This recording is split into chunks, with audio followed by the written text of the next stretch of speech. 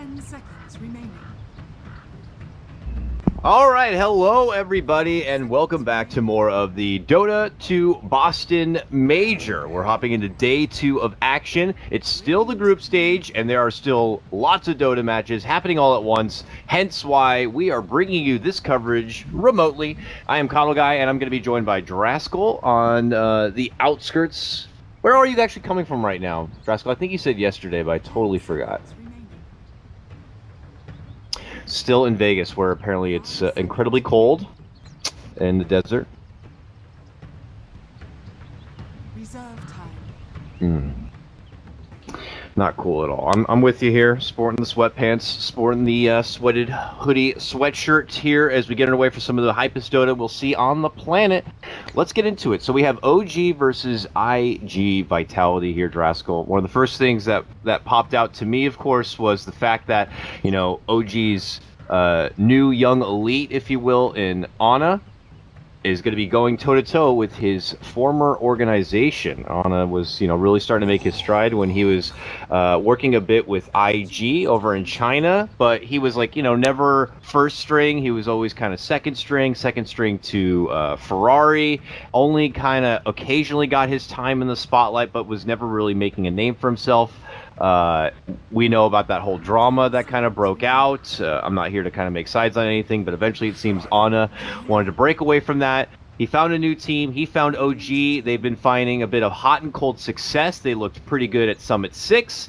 Now they're going back against IG, Draskell, but this IG now has two new substitutes coming in recently, Burning and Q. So what do you think about the potential matchup now? 5 seconds remaining.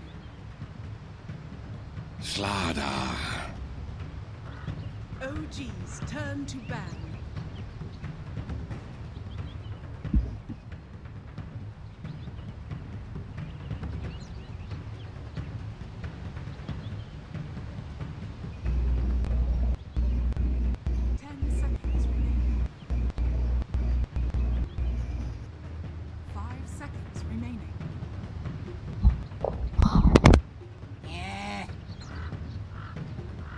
Radiant team ban.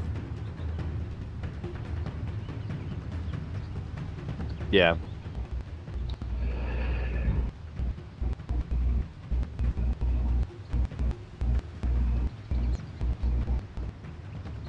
Mm-hmm. 5 seconds remaining. Oh, yeah. Reserve time. Yeah, dogfights. I remember when I was watching a bit of iG.Vit a while ago, didn't know much about him, and it wasn't until he sported that sweet Earth Spirit that I was like, okay, this guy plays a damn good Earth Spirit, and he played, exactly as you mentioned, the great roaming for position support like you see from a Jerix and such. Without having that tool now, it's going to be a bit interesting. If I'm not mistaken, Burning and Q are both going to be filling into support positions as well. We know Q, I believe, to play support back when he was on CDEC at TI5, but Burning obviously supposed to be the greatest anti-mage on the planet.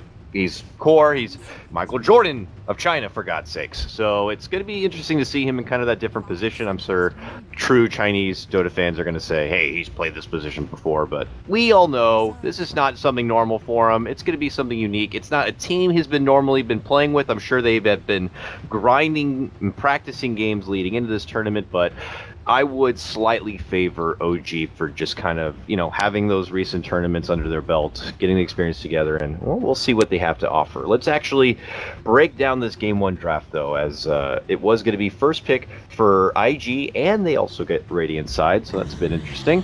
Shadow Demon Luna for the 1-2 punch coming out from OG, while iG.Vitality creep in the more traditional, or recently traditional Warlock, and pair it with a Slardar. So formidable start from both sides. Nothing too out of the ordinary here, unlike yesterday when we have a lot of crazy picks with wings.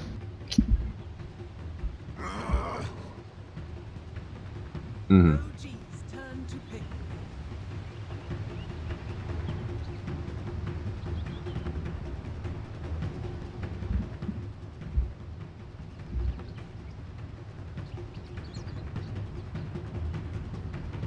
seconds remaining. 5 seconds remaining. Mm-hmm. Reserve time.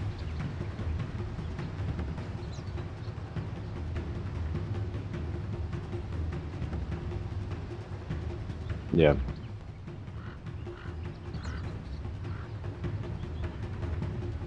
Mm-hmm.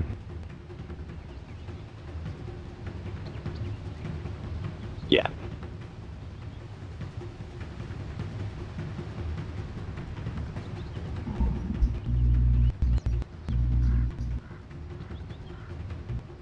Yeah. Mirana. Now that a Miranda does come out now and has been one of the other options that we have seen Ana go for in recent times. Specifically, I'm talking Summit 6, as their recent adventure, I believe, was in Captain's Draft. And Dreskel, we don't really count that, of course. So, nonetheless, though, something well versed. They had it in their matchup against Virtus Pro in that grand final, but as we know, Virtus Pro was seriously on fire for that tournament. But here they are looking to bring it back now. And we look back to iG.Vitality's side to see how they're going to be dealing with Mirana. She's kind of got the tricks of all trades. She's great at being able to spam out waves, farm fast. She can pick off. She can pull out a bit of late game, depending on how you itemize her. And really offers a full spectrum, at least on the hero skill. So.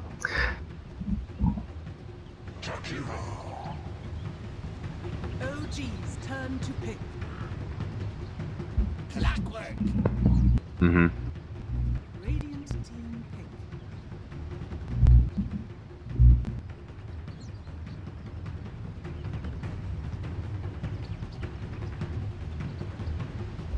Yeah. 10 seconds remaining. 5 seconds remaining.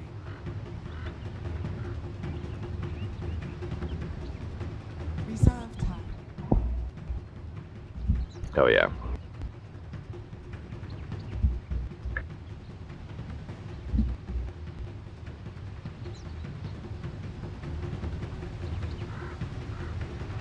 Mm-hmm.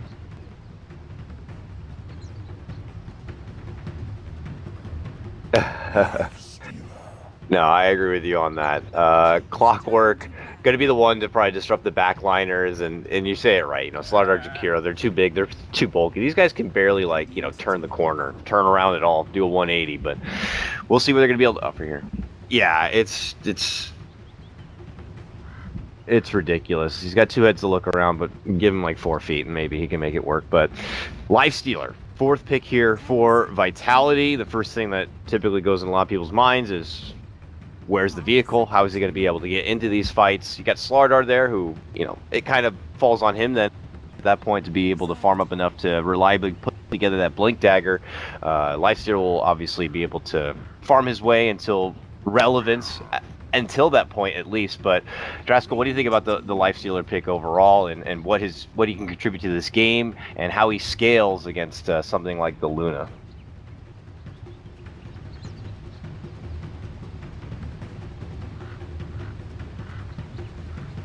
10 seconds remaining.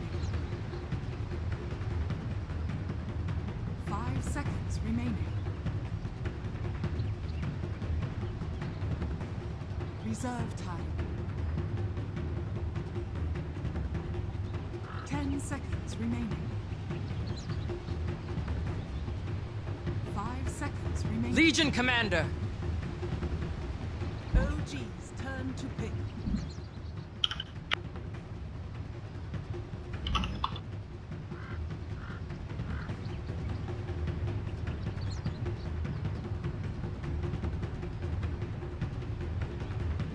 Seconds remaining. Yeah. 5 seconds remaining. Yep.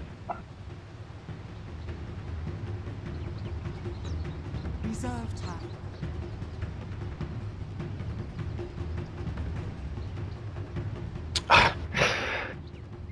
Yeah, what was it? It was Kangaroo, I believe, and at 12 minutes had 40 bonus dual damage. I had to like go back yesterday and watch the highlights from that game once again. It was seriously out of control. I don't think I've seen a Legion commander do so well in Dota. I don't know. It'd been a long freaking time, but here again, seeing the spotlight a bit. I don't want to call too early and say it could be hero breakout of the tournament just yet, but nonetheless is another funky, fresh face to kind of bring into this meta. We don't see iG.Vitality pull out even like the likes of a Jakiro, and I want to say that Legion Commander very often, as I do look over some of their recent drafts here. Obviously, that could be because they have some substitutes. They have Burning, they have Q, maybe they play some different stuff.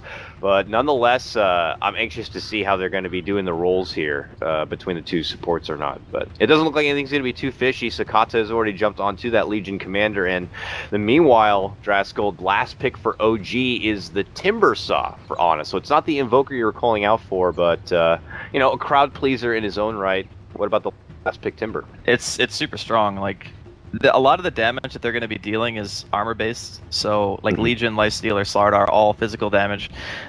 Reactive armor is going to help a lot in that regard. And plus, it's a bunch of melee strength heroes against a Timber. Like that's just an opening. I think originally OG might have had Ana Mirana in mind instead of putting it into a support position, but after having seen the last pick and saying, oh, okay, well, we can actually just destroy like 4 of these heroes with Chakram and a Timber combo. That's a really scary thing for a Legion as well, because when you go, you can't dodge anything, right? You're dueling a target, you're stationary, so that makes you like a sitting duck for arrows and Chakram and all sorts of Timber damage. It's not an easy game to play Legion, to say the least, but I think iG.Vit have the potential with their heroes to do it. I think they just have a higher level of execution that they need to hit to make their heroes work. And we'll see if they're going to be able to do it or not, guys. We have a small pause here as they fix the sound issue, but if you obviously didn't already know, the Boston Major is well underway as we get into day 2 of the group stage coverage. I believe there are 4 different Boston Major matches happening right now. I got, of course, me and Draskell here covering OG and iG.Vitality, but I believe also we have Zyori and Cinderin covering a match remotely, and 2 others happening live right now. I know on the main stream, at least, we have Team Faceless going against LGD. Should be a bit of a Z there. But be sure to check out all the other matches that are going on right now.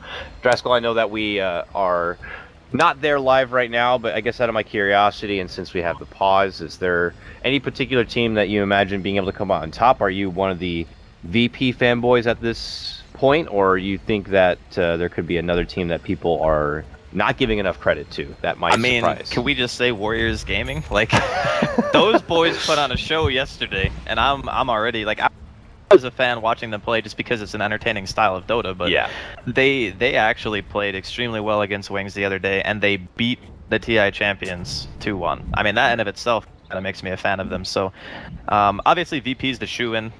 Everyone's thinking, okay, they're beasts, they're just crushing everyone. I believe they went 4-0 yesterday as well. So obvious favorites, but yeah, between those two, I would say. We'll see if things pan out that way or not as we get underway here and now. I actually might need to quickly fix a key. I don't know why, but for whatever reason, this ain't working. Okay, I see the reason. We're going to hit this button right there. Bada bing, bada boom. We'll alt-tab back into the game, and we're ready to go. And no worries, Draskell, I didn't miss any of the action, as it doesn't look like we're going to have any sort of early skirmish. Some deep, I won't even say deep, some wards have been planted here. Nothing too surprising. OG get their off lane covered a bit with that bottom lane ward, and towards the mid lane here, iG.Vit are going to be providing a little bit of that extra vision to accompany and keep some assistance here for who is going mid lane right now on iG.Vit. Am I missing something here? It's Sakata. He's got the PMS and he's got the Tango pool, so it's Legion mid. Ah, yes. Okay. There it is. Down here and below. I think I got distracted a bit because I saw Burning on Warlock, and that's just not something you see ever, Draskell. It really isn't. I mean, this is a thing, right? And Winter talked about this yesterday on the panel. Yes, I was actually watching and listening to Winter, which two things, you know, it's crazy. But a lot more experienced players typically will transition into support before the cores because it's a harder role to play. And a lot of the time, the experienced players understand the flow of the game just a little bit better than the newer core players. So it makes sense in some ways, even though Burning is a fantastic carry player in his own right. Mm-hmm. The carry role, in a lot of ways, isn't as difficult as support. So, yeah. No, I definitely can relate to that because I'm a big support player, as we all know, Draskell with a very high MMR, and sometimes it's just a lot of responsibility that these carry players can't handle. Top lane, we're already getting a little bit of trades back and forth. Disruption arrow not going to catch the mark because Q is going to play the bodyguard on this one and just kind of intercept it. He'll eat the bulk of the damage, and you know, it's a nice thing with having a pairing partner like Jakiro. You know, I don't know if I would go as far as to say he's the poor man's ogre, but you know, he's that support who can harass. He's got, as you can see right there, liquid fire, and he's pretty damn tanky. He doesn't get the benefit of that ridiculous steroid armor, but he's still a big flying mass, you know. Yeah, he's extremely tanky. The only difference between him and Ogre is his armor is not nearly that high. But I think what Ogre has 8 armor or something. Oh, could be in trouble here. Yeah, no block coming out for Q, even though he's happy to take the block.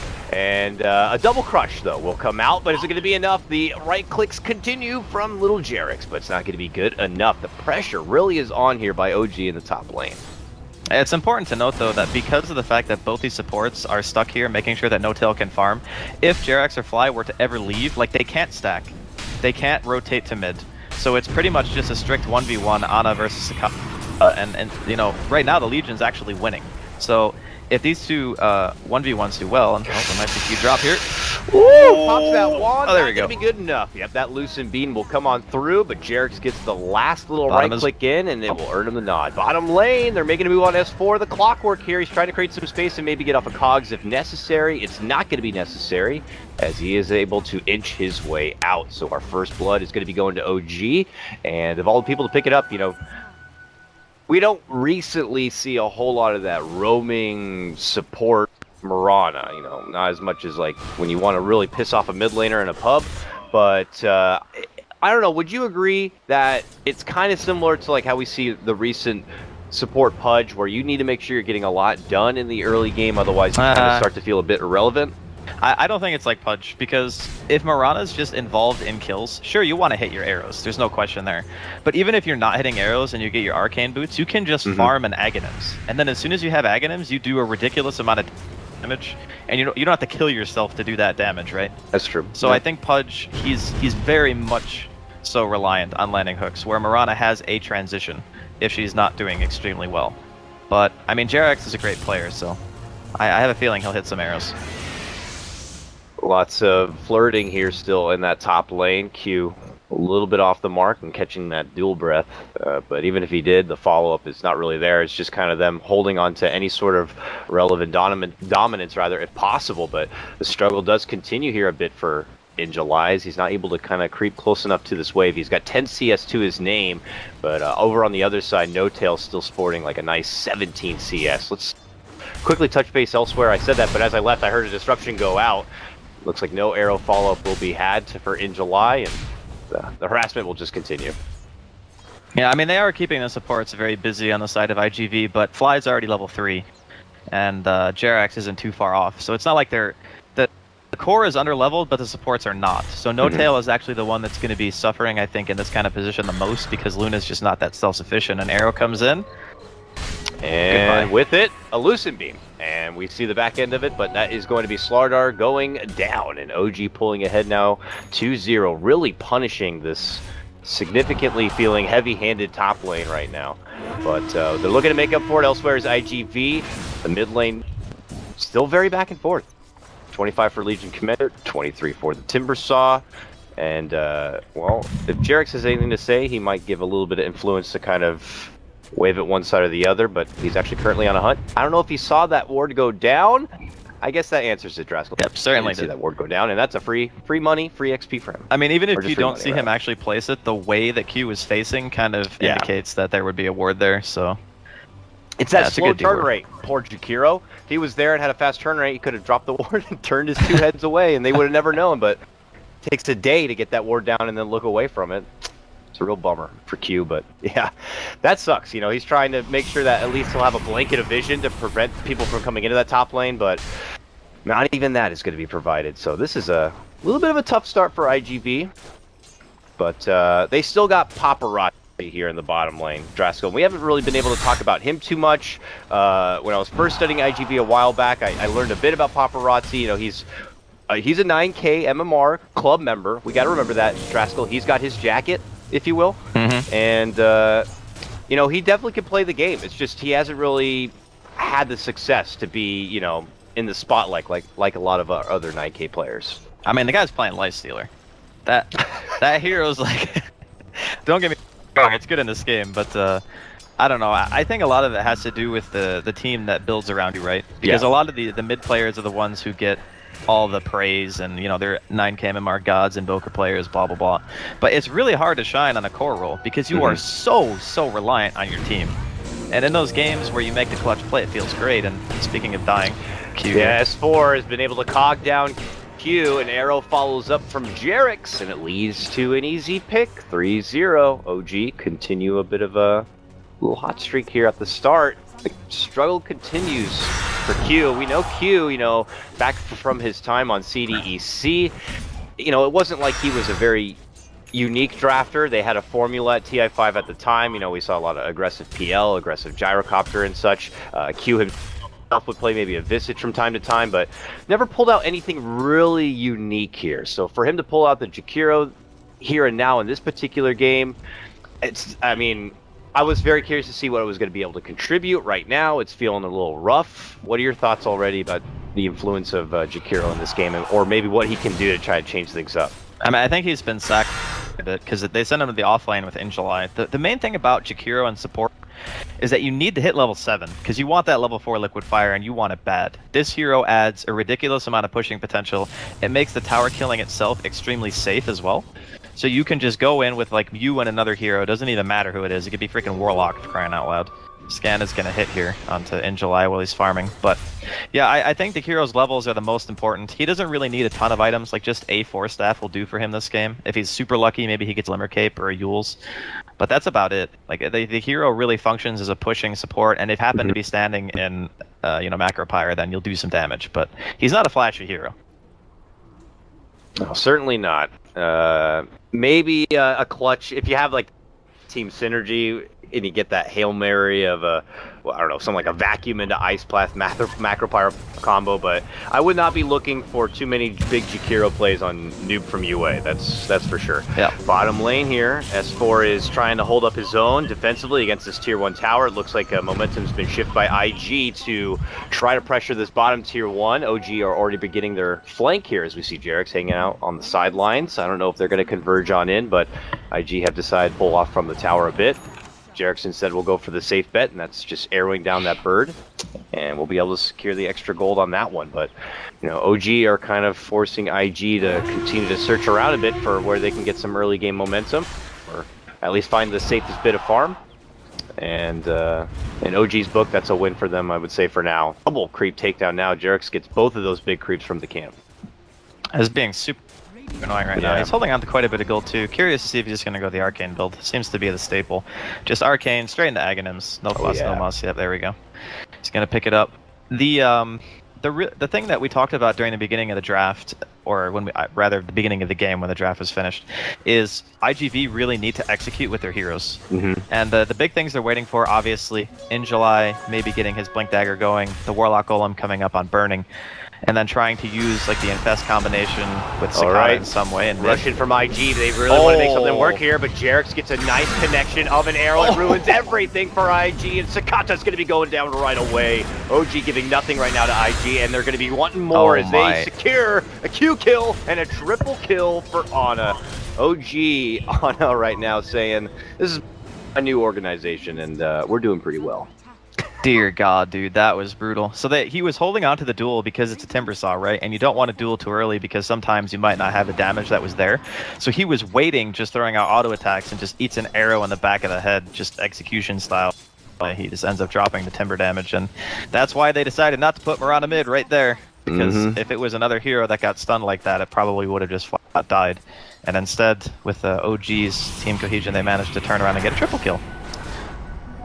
Gotta feel a little concerning now for IG. You can feel their hunger to try to make a play happen, and they get shut down. Paparazzi, Raged TP, will be able to make it out just in time because Trouble was en route back at top lane. iG.Vit, that hunger continues as they're diving up and looking to go for No Tail. He gets off the Eclipse. S4 also jumps in. The Rock, though, comes on top, and it could be good enough. It will get No Tail down, and also will lead to unfortunate demise of both Sakata and the Slardar. They're turning back and around. Good ice paths. Could be good enough to get Ana, but he's able to jump back and away. Jarek steps in, helps clean things up. They should be able to get Q as well. He needed another right click. Will get it done. Here comes Paparazzi now, jumping on in, trying to get a hit on Ana. Not going to be able to grab it. Double kill for Jarek. 4 go down from IG. They could make it 5, and they will. Ana makes it a full 5-man wipe already at just about 10 minutes in. It's 11-2 for OG. Another, I don't want to say desperate, but it feels a bit desperate here for IG to make something happen, and it leads to a failure. My goodness, that like the level of confidence that you need to do what Jarek's just did. He walks in, has no leap, eats an auto attack or two to the face from a lifestealer that already has armlet at 11 minutes, and just throws out an arrow and hits it. Like if that arrow misses, Paparazzi walks away. He could potentially even just die. Like there were so many things that could have gone wrong there for him. Another point to note: the Luna got super unlucky, so No Tail pops Eclipse as Burning's Golem goes down. So he hits only 2 beams on Sakata. If a third one hit, he would have actually gotten the kill and dual damage. So even though that was an utter disaster, you still have this opportunity where it could have actually been worse for the side of iG.Vs. Fortunately for them, they were able to at least get a return kill. Not what they were looking for out of the first rock, to say the least, but they still haven't really hit their stride either. Injuly is still very far away from his blink. He only has 300 gold to his name after having the Iron Talon and the Tranquils up. And Sakata seems to be going straight for what I assume is going to be an armlet, but armlet's not really... Against like Timbersaw damage and having battery assault and Eclipse in team fights, armlet's kind of tricky to use because you're basically just relying on it for pure damage. And I don't think that OG are going to be split farming that much if they have a huge lead like this early, because there's free tier 1s to take. Like they can just walk down lanes with their heroes now because of the advantage that they've accumulated for themselves. So it's already tricky enough for iG.Vit, but that last fight just makes it 10 times harder. Yeah, for sure. It looks like we have a little bit of a sound issue here from OG Ana, so he'll go for a little bit of a reconnect as we get back in. And yeah, I don't want to just echo from what you said, but definitely looking a bit unfortunate here. Sakata trying to build your way towards, as mentioned, the armlet, but as we remember from yesterday, a certain Warriors Gaming Legion commander 1 minute from now would have about 40 dual damage here. You could just see that's, I don't know if that's a unfortunate circumstance of the hero or not. Sometimes Legion commander can be the hottest thing on the planet. Sometimes you just kind of go into a bit of a cold streak and you're reaching around trying to find a duel anywhere you can get it, even from a homeless man or something. So they'll see if they can try to start to stack on some dual damage for her. I would imagine that's got to be some sort of importance here, because I don't think you want to be banking everything onto this lifestealer. I could see him eventually get easily guided around by this OG team. You know, 4 staffs coming in eventually from someone like S4. We already know Jarek's still be leaping about. Ana's Timbersaw, timber chaining all over the place, and maybe even Fly will probably pick up a 4 staff at some point. But yeah, we'll see, man. It's a challenge for IG. I think the plan that they had wasn't a bad plan. It's just that it relies on a couple of things going right for them in the early game. Like, they need an early blink on somebody. Otherwise, that kiting potential is going to happen. We saw how Ana was able to stay in the fight at a very low amount of HP just because he knows, look, you don't have any real range damage. You got 3 cores. All of them are melee strength heroes. I'm a Timbersaw. Like, it seems almost like an oversight to not ban that hero if this was the direction that you were going to take. So Ana being given a lot of room by his team. We talked about it during the draft, putting him in a position where he can succeed, and my god, did they ever give him a good hero for this game. Yeah, I mean, I know Ana has definitely played Timbersaw before, so I don't know if it was something that was potentially off the radar for iG.Vit or not, but nonetheless, if this game continues to go the way it does, I'm sure this is going to be a big lesson learned by them. But for now, OG being able to capitalize on what feels like a more heavy-handed draft, and the farm will continue to grind. Ana earlier picking up that triple kill, already 6-0 on a Timbersaw, one that already loves to be able to snowball out of control. I mean, if you're having this kind of a Timbersaw game where you're 6-0, do you change up your build at all, Draskell? Do you go for the old trusty? I've seen some Timbersaws with this kind of momentum consider stuff like early blink daggers. Could we see that, or do you think Ana's going to keep things like, you know, the old trusty? He's keeping it simple, man. That's a bloodstone right there. He's going to have it. Very, very soon, actually. He only needs the recipe? Yeah, so he's going to have it at like 13 minutes, maybe less. The thing about Timber is that when you get a really good start, you kind of just want to keep yourself ahead. Like, Timber's the strongest when he's just insanely tanky. Bloodstone gives you the tankiness, it gives you the mana regen. Blink can sometimes be good if there's synergy on your team with the Blink. The only person that can really do that is S4 on the Clockwork, so like he initiates with Ana if he has a Blink. But if you make yourself less tanky against a team that already has amplified damage, you're putting yourself at risk for giving away the momentum that you've already gained for yourself. So you really want to make sure that you're getting that tankiness so you don't just die. Yeah. Oh, potential Moonlight Shadow gank. They want paparazzi here. Arrow is out. No paparazzi way. not No paying attention. way. He's not looking, so he doesn't hit rage, and he dies. I mean, that arrow had been coming a while. He had to, you know, yeah. He had to have been looking somewhere else. That's my only thing. Like, if you have some vision down, he could have been looking top at his teammates. He could have been like looking anywhere else, because there's no way you get hit by that arrow if you're watching your hero. Yeah, they had a full team push outside of him happening at the top lane. I thought we might have even had simultaneous ganks happening, but iG.Vit were not able to get the catch on anything it looked like, and I don't know, as you mentioned, maybe paparazzi was looking that way, but nonetheless it cost him a pretty penny, and iG.Vit are trying to kind of fill that void a little bit by at least taking down this tier 1, but it will come at a little bit of a trade, it would appear. S4 mid lane doing a bit of a push, while bottom lane they're getting a tier 1 themselves.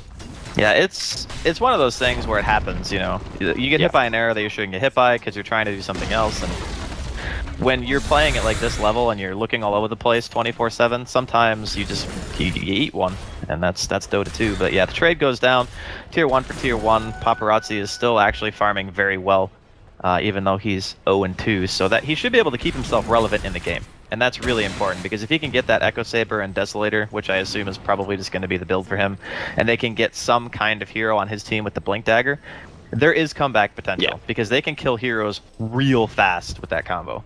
We'll see if they can get a hold of any of these heroes, though. They certainly have that kill potential now. Burning's got the rock in his pocket. And they have smoked up, and they're going to be looking for an opening here. Creeping towards the mid lane. Will Invictus Gaming be able to find the opening they've been hoping for all game long to try to string them back into this? Obviously, OG very hesitant here. Where the hell is iG at? I don't see him in any lanes except for this awkward lifestealer in the mid lane. So they're in a serious buddy-buddy system over by the Ancient camp that's currently stacked up, and they'll gladly farm through that quite a bit, but not looking to commit and show themselves in the lanes, and that could probably be a bit frustrating to iG, because they want an opening, they want to take a fight, but the fight's not showing itself. Yeah, the DD on the Legion is big too, with the freshly purchased armlet. That would have been a lot of damage output, and with Amplify, they should have been able to at least get a kill or two. But I mean, the Ancient stack being farmed here by OG, not going to be contested, not even any vision in the area. OG have done a really nice job of helping No-Tail recover from that lane where he was basically just... He was sharing experience between him and the two supports, which is necessary, but not really what you want. But now he's kind of getting himself back into the true core 1, where he's just highest net worth, you know, highest overall experience on the team, I guess, besides a Timber. And everything just seems to be going well for them at this point. There's not really too many wrenches that iG.Vit can throw on their plan unless they execute perfectly. And a lot of that, again, is predicated around that Blink Dagger that is still, you know, 500 gold away. And even when he's able to get it, you gotta ask the question, is it too little, too late at that point? Will OG just have that one extra item that gives them all that extra life, or normally they would have been able to get that instant dual burst down, and now it would take a little bit of extra muscle power. So we got to see if iG may have missed the mark, or missed at least the window of opportunity to really take advantage of something like a Blink Dagger or not. So OG, though, resilient, mid lane, continue to push and pressure as much as possible, try to get this tier 1. Even a macro fire by Q to try to slow the roll, but it could have put him in a bit of trouble, and it will. They lead him with a purge, they hit him down with a couple of nukes, and the dragon's going to be made into minced meat. And this should help secure the tier 1 for OG as they continue their hot streak in game 1, 13-2, and already got what looks like near a 7k net worth advantage. At this point, it is looking really hard, because OG can turn around and do Roshan at any point in time. Timbersaw can tank that thing indefinitely. He's just never gonna die. You got Luna with the Lunar Blessing to deal the bonus damage. They can arrow spam it. I mean, for crying out loud, there's almost an Aghanims on his Mirana, man. He's only like 900 gold away, and it's 17 minutes in. There's got to be something that goes well for iG.Vit in the next couple of minutes, or it seems like it's just going to be kind of a rollover game. Yeah, I mean, OG's building up a quad core system, if you will, at that point. Jarex is able to kind of get his farming item this early. He'll be able to easily segue into some damage items if he'd like. I mean, could keep the utility style of things nonetheless, but yeah, this is everything you can ask for if you're an OG fan right now. They are feeling pretty green, but we'll see. IG's resilient. We know one of the cornerstones of some of these Chinese Dota teams is they have a really strong set of defense, great high ground defense potentially. I mean, you have the Rock, that works well. You have Jakiro, fantastic high ground defender. I'm reaching here a bit, Draskell, and I don't want to say they're going to be stuck in a high ground defensive situation that early, but it just looks like that's kind of the road we're going down now. Yeah, it's not derogatory to say that they ain't doing great, you know? It's a rough game. But there's a Deso up now. Okay. They're going to smoke. There's a fresh blink on July. This is it. This is it, Draskell. I feel it. It's IG's time to get back into this game. Let's see if they can do it now. Jump in, crush. Okay, a little bit of a force. Now jump in from S4, and don't even think about it, IG. You're going to get nothing. Turn it back onto Paparazzi now, and if they want some Lightstealer blood, they will certainly get it. Rock will have to come out from IG in July very low. Fatal Bond's doing a little bit of work there on the S4. They can't get the grab on in July yet, and he's going to be able to blink back in a way, but still just losing your life. Oh, S4! Get them with the rocket. Well played on that one. My and God. Burning as well. Could be caught out. They get him with a disruption, and they blow him up. It's godlike Another for flare Honor right now. Oh my God. Oh. There it is. S4 gets also the grab onto Jakiro. It is ridiculous how well they are playing. Oh, iG.Vit can't get anything. They can't get nothing, and OG punish them so bad every time. I mean, they did get Jerax eventually. So the guy that they originally initiated on ended up dropping to Fatal Bonds, but he ended up killing the Jakiro with like 5% of his health. And then the flare obviously finished him off after Jerax was able to go down. But I mean, S4 was just in the right place at the right time. Jump he got in, the force staff. Crush bomb on 2, still not good enough. The duel's going to be on the Timbersaw from S4 to slow him down, plus a disruption. No damage going to be rewarded for you. And now the Eclipse, as Notel casually rolls it on in, almost feeling more like a intimidation factor at that point to just fend off IG. Go. It's going to be good enough. They Moonlight Shadow, they run on back. Good connection with the Ice Path. They're going to get that mighty, mighty streak of Ana, but not today. 9-0 and 5 and 15 Bloodstone charges. He's almost got a Lotus Orb too, it would appear, as he has the plate mail and the ring.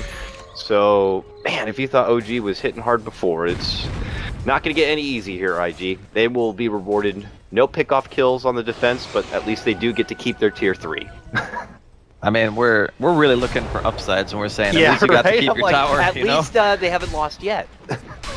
It's rough, man. Like, with the Lotus Orb being out as well, the biggest potential that they have for killing anybody is amplified damage with the Lifestealer, right? But as soon as that can get dispelled by Lotus, you know, you're not going to kill Ana unless the fight lasts so long where you're throwing out multiple amps. And the unfortunate part is there's so much damage output on OG through Eclipse, through the Timbersaw himself, that you're probably not going to get a chance to cast it more than like 2 times before the fight is already in a position where you need to run away. But I mean, iG.Vit, they maybe got like 1 or 2 good swings left in them, I think. The towers and the top lane are still standing, the tier 1s. I wouldn't be surprised to see OG just go up there and claim that free gold at some point, and then maybe just go for Roche. Mid lane Q. It's been a hard game. 0 and 6. Ana sees a support and sees a blood charge. Is he going to go too deep for this one? Doesn't look like it. Just kind of able to pressure and put him back, while IG just split the difference in the top lane for now. Fending him off as much as possible. Now towards the bottom lane, where we have Burning, the one man, getting one-manned by the other support. That's Jared. That ain't a support, man. Look at his farm. Yeah. He's got Aghanims, Arcanes, and 1,000 gold. Like, yeah. Just casually taking down B-God as a Warlock. You know, this is Dota now. We have to accept that. And OG coming down for this bottom tier 2. It was there, now it's gone. And they're pushing it for the base. Looking to make some quick work of game number 1. Well, they will be forced to defensively TP at least a hero or two. I don't know if he's going to get much more help, but I mean, even just the clockwork TPing back is enough to scare off. They maybe want to not, go maybe on not. for clockwork. Jump in bomb. Will this be their chance? Will they get Gustav? Oh my god, he's got to regen. He's gone. But they got the tower. He regens up. They got the tower. They did get the tower. They did. Is he going to go for the hook? He's going to go for the hook. Ready? Lines it up. Does he have the billion shot? Oh, yes, he does. There we go, S4. Good connection on that. Tries to get up the medallion here. And oh man, Injuly jumps in to help out, and he jumps into a world of hurt there. They'll take him down, and they're saying, Paparazzi, we're not done with you yet. The chase is on. They slow him down with the chakram. Beautiful connection with the timber chain. Man, OG are playing a hell of a good Dota right now. They're connecting with these rockets. For the most part, the timber chains are connecting where it matters.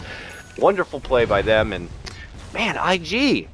I mean, burning Q subs. You got TI 5 second place captain, burning B-God, Paparazzi, Night Cave, Amar. I was ready for a showdown, but game number 1, we're not seeing it yet. I'm looking forward to IG maybe shaking this one off. All right, I won't count them out yet, Draskell. Let's see if they can hold. I mean, that illusion is giving them a hell of a hard time. That's a Solar Crest and a Lotus Orb on a Luna Disruption illusion. That's some spooky shit right there. It's only 23 minutes in. Like, they can't even kill the freaking Clockwork. And the Clockwork is actually the hero on the team that the Lifesteal and the Sardar can kill very easily, just because of the fact that, you know, he doesn't have a lot of armor and he's a strength hero, so the Feast does so much damage. But he's got the Solar Crest and the Force F up already on an off-lane hero, just because of how much money they've gotten through, you know, killing towers and whatnot. They're not even going for Roche. They're just doing a high ground siege. Yeah. As they slowly pitter-patter around, there's going to be the jump call. They're going to make their move in. At the same time, there is going to be a holding duel onto Timbersaw, but they can't get that kill onto S4 or the Timbersaw. A rock will be dropped, but it's not going to be good enough. 3-2-3 as OG looking to close this one out. A jump back from Ana. Triple kill. GG. Double ultra kill. Goddamn quad kill. Godlike streak. It don't matter. OG win this one convincingly. 25-3. Oh my god, that was a crushing. That Timbersaw just did way too much. It did way, way, way too much. I mean, ever since the first